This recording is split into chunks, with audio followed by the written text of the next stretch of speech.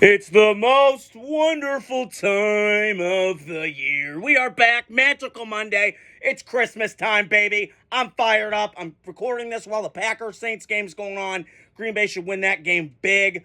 That was one of my against the spread picks, blazing 3. Green Bay at 14. They should.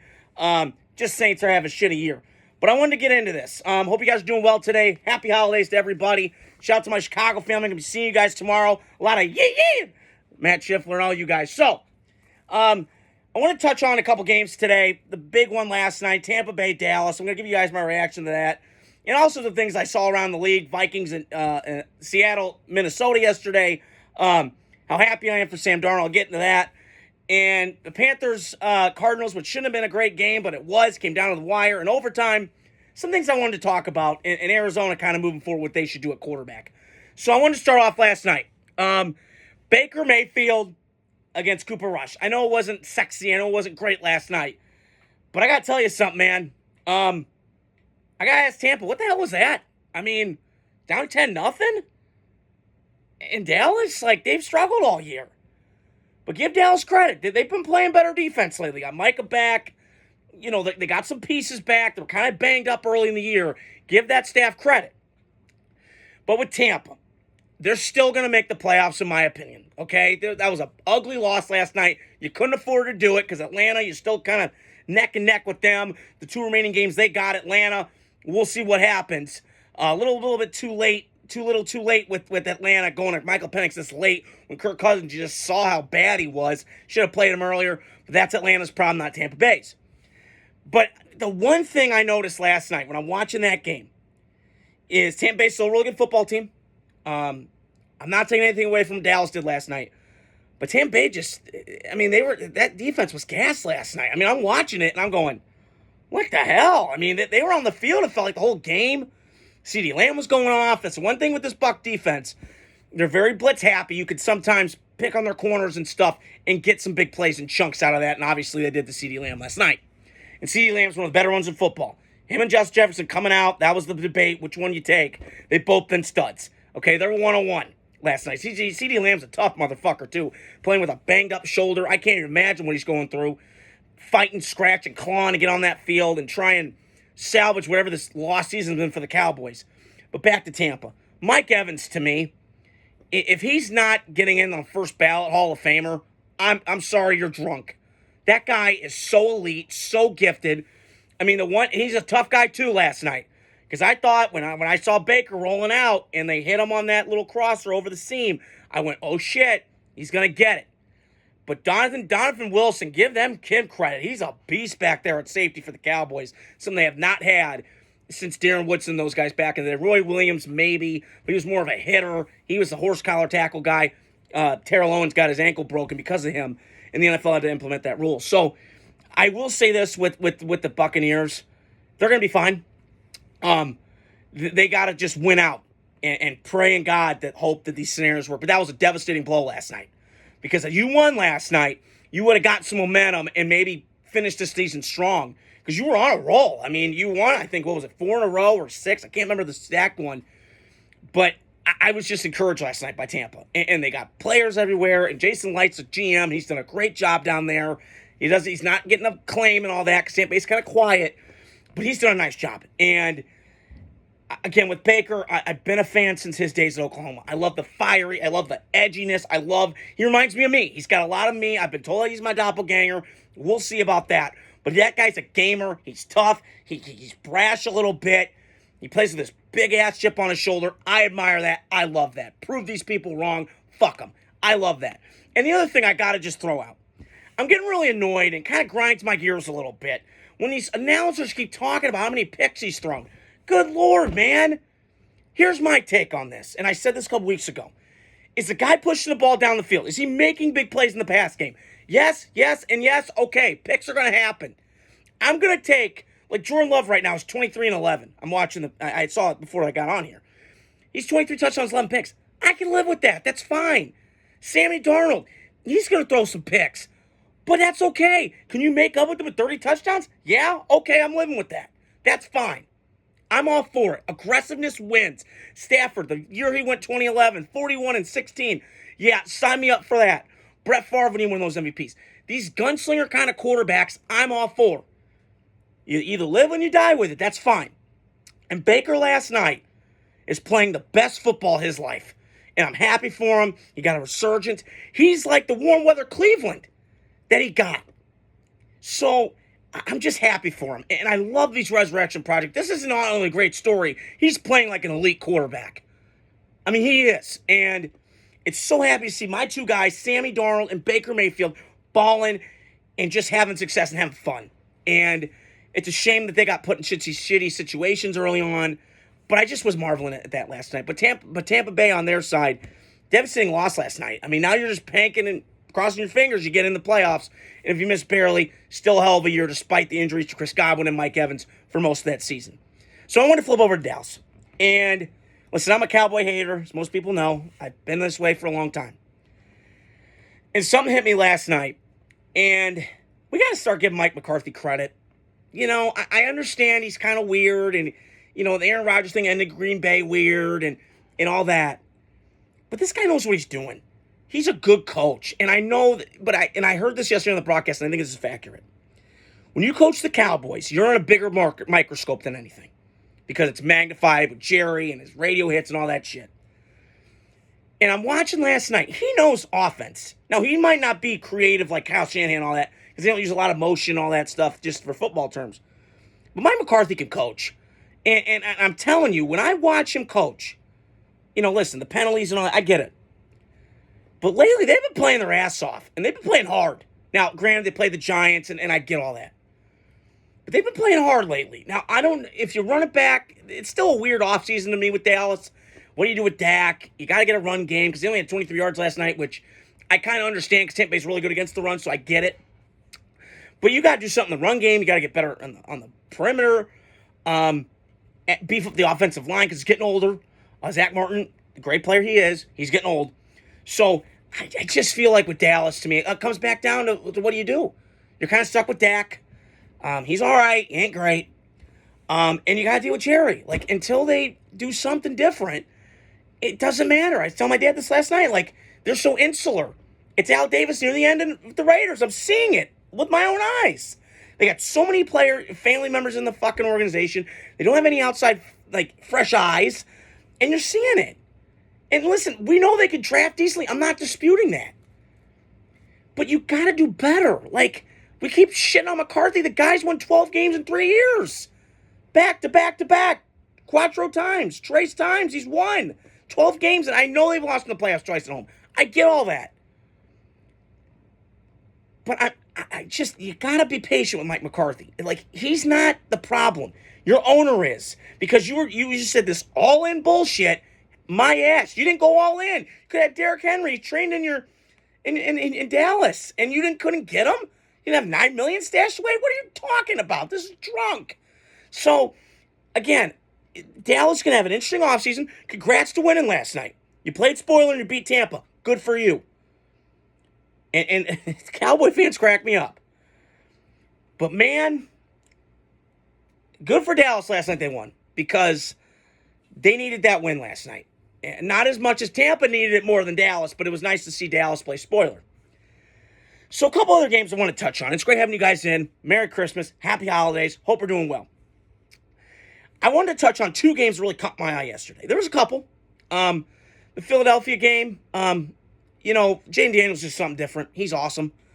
And I might talk about him another time, but the two games that really caught my eye was Vikings and Seattle yesterday. And I'll get to that one right now. And I got Cardinals and Panthers in that one. Give me a second on that. Seattle, Minnesota to me, that felt like a playoff game. And Geno Smith's one tough motherfucker because I saw him a couple weeks ago, I believe last Sunday night. He was getting his ass beat. And he got hurt, and I'm like, shit, I don't know if Geno's playing. Minnesota might blow the doors off him. And what happened? He came out. I thought what was going to happen. And then Geno kind of got his magic going. Now, he threw two awful picks. This is what Geno does.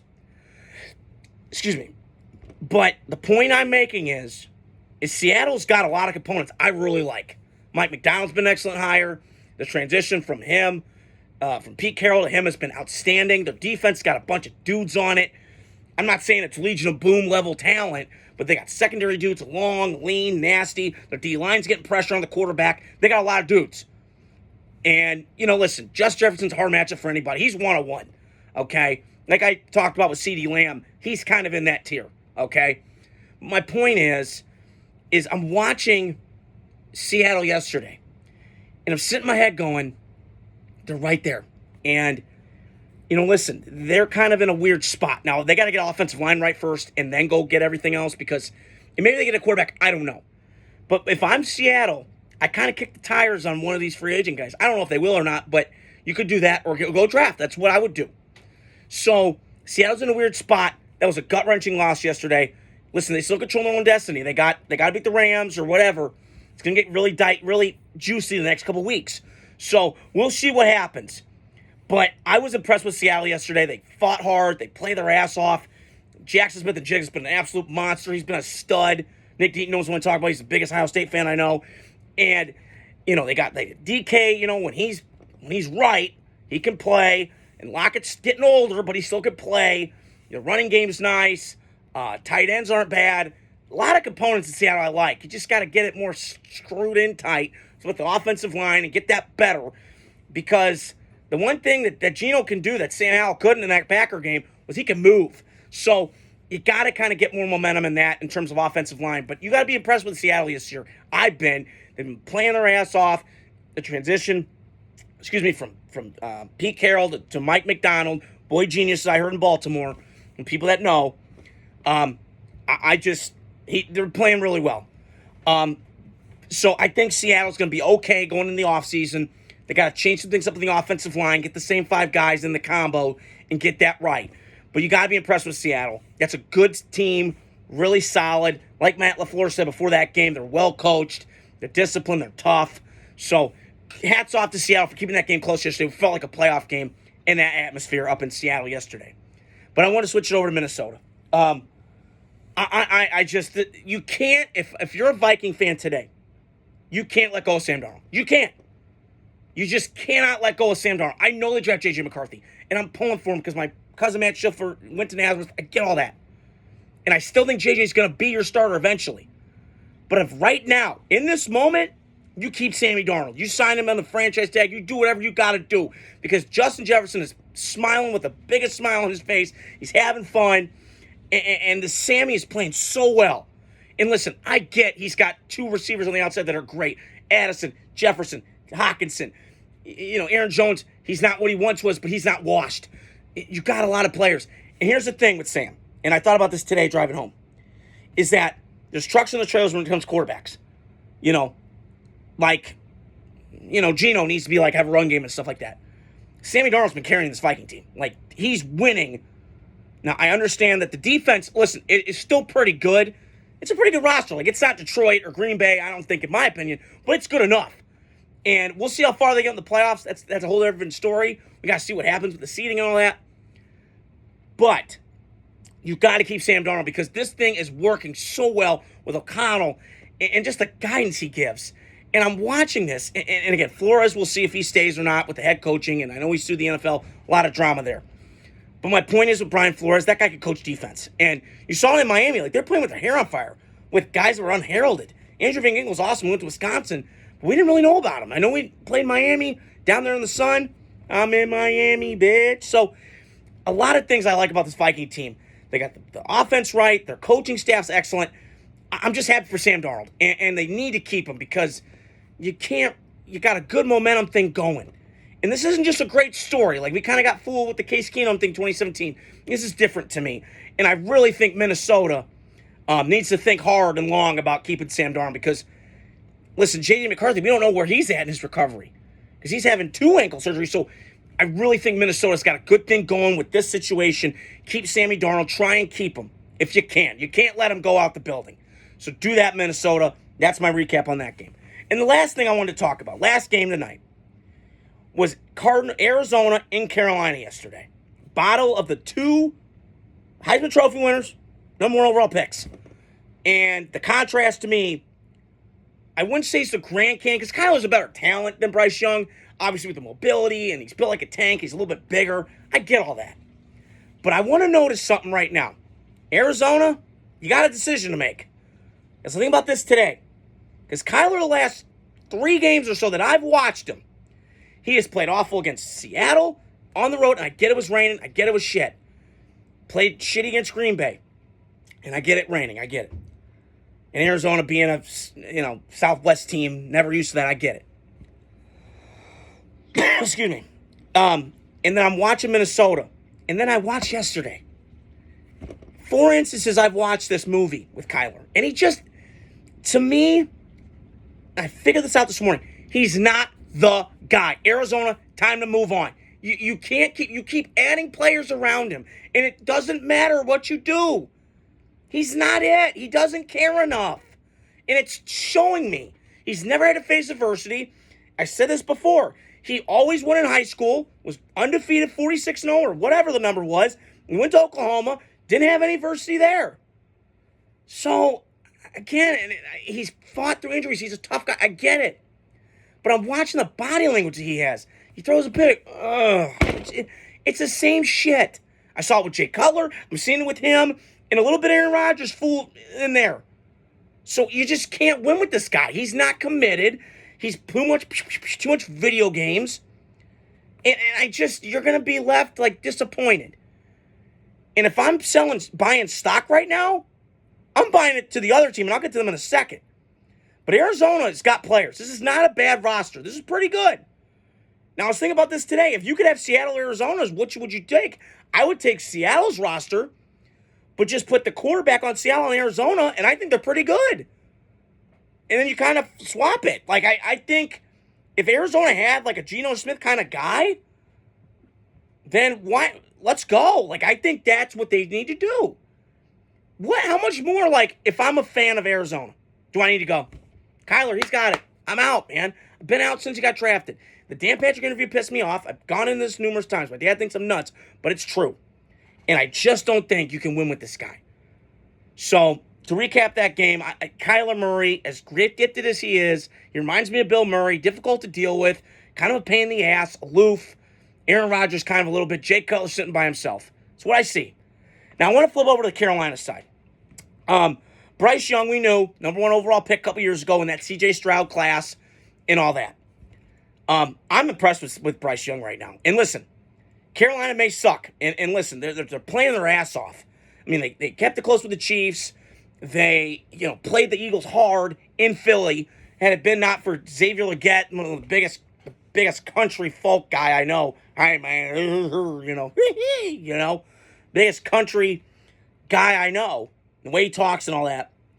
And he's a talent. He doesn't drop that ball, they win. And then they beat Kansas City. You're like, ooh, Carolina, okay. But they're playing hard. They're playing competitive last month. And they've been balling. Chuba Hubbard, Adam Thielen, they got players here. Derek Brown on defense. J.C. Horn, when he's elite player. When he's healthy, he can lock down your best receiver. When he's healthy, that's key. And I do think Dave Canales, the reason why he got this job, and I heard this throughout the offseason, and I agree with this, is he got Baker Mayfield to play elite. He did. Because, 23 last year, Baker's first year in Tampa, he got Baker to play elite. Now, Tampa Bay already had good players. They draft well, all that stuff, and I mentioned that on my Dallas Tampa Bay take. But you saw it. And then he gets to Carolina, and it's a little rocky early with Bryce Young, him not playing well. They bench him, go to Andy Dalton. Then, Andy Dalton gets in that car accident. God help him. I'm hoping he's doing okay. He gets a chance to kind of sit back, let it from afar, and then go play. And I'm telling you, man, Carolina's an interesting team to watch out for because I think when I said that a minute ago, if I'm buying stock, I'm buying Carolina because they got players. They got a quarterback that's likable, that's coachable to me, and again, I don't know if you win a Super Bowl with Bryce Young, but you got a starting point there. And he's been playing a lot better. He's playing his butt off. Keep building the offensive line, get more weapons around him, and you'll be okay. There's a momentum in Carolina, I feel like, and we'll see how they finish the season off. But you got to be encouraged by the Panthers, and I'm really mean this. So, just to recap, Arizona got to think about more in life after Kyler Murray. They got too much weapons for them to suck. And then Carolina, I think they're right there. I think if they just keep building the thing around Bryce Young, Dave Canales gets a little more comfortable with Bryce Young, they could be really good. So, that's all I have tonight. Hit the like, subscribe, share button on all my platforms of social media, TikTok, Instagram, YouTube. I'm going to be posting them there. Happy holidays. Merry Christmas. Safe travels. Talk to you guys soon. Love ya. Merry Christmas.